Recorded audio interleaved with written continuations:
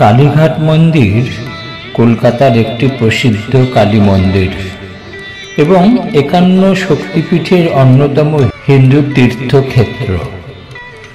এই তীর্থের পীঠদেবী দক্ষিণাকালী এবং ভৈরব বা পীঠরক্ষক দেবতা নকুলেশ্বর রূপে পূজিত হন। পৌরাণিক কিংবদন্তি অনুসারে সতীর দেহত্যাগের পর তার ডান পায়ের 4টি আঙ্গুল এই তীর্থে পতিত হয়েছিল। পুরাণ মতে এ স্থান বারাণসী তুল্য। হিন্দু শাস্ত্র অনুযায়ী পুরাণ বর্ণিত 51 সতীপীঠের অন্যতম কালীঘাট। জনশ্রুতি অনুযায়ী বহুকাল আগে আদিগঙ্গার পাশে কালীক্ষেত্র নামে ঘন জঙ্গলপূর্ণ এই স্থানে আত্মারাম ব্রহ্মচারী নামে এক ব্রাহ্মণ বাস করতেন।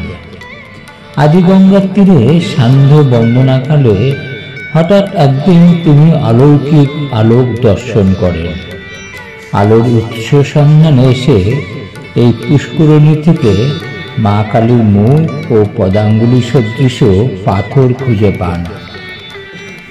দেবীর স্বপ্নাদেশে তিনি জানতে পারেন উক্ত পাথরটি পুরাণ বর্ণিত সতী অঙ্গগুলির মধ্যে অন্যতম। অতঃপর এই সতী স্থানে তিনি ভক্তি ভরে দেবীর পূজা অর্চনা শুরু করেন। কালে কালে মন্দির প্রতিষ্ঠিত হয়। পুষ্করিণীটি কুণ্ডপুকুর নামে পরিচিতি পায়। দিকে দিকে সতীপীঠের মাহাত্ম্য ছড়িয়ে পড়ে, গড়ে ওঠে মহাতীর্থ কালীঘাট।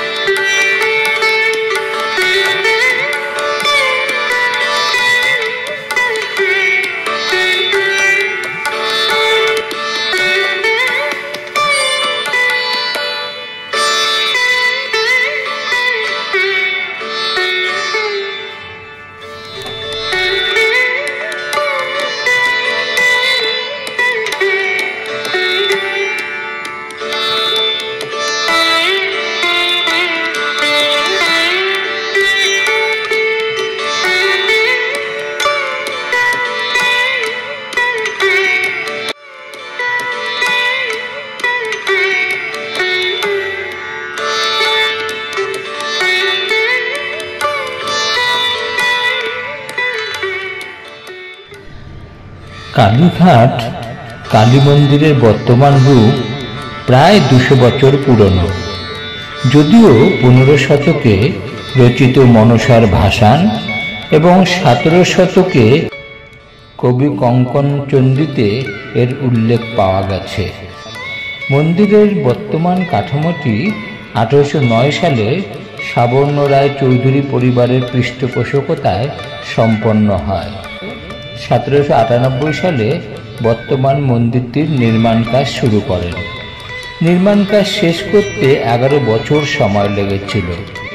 1843 সালে বাওয়ালি জমিদার পরিবারের সদস্য বৈষ্ণব উদয় নারায়ণ মণ্ডল কালীঘাট মন্দির চত্বরে বর্তমান শ্যামরায় মন্দিরটি প্রতিষ্ঠা করেন। 1858 সালে মদন গোপাল কুলে শ্যামরায় মন্দিরের জন্য একটি দলমঞ্চ স্থাপন করেন।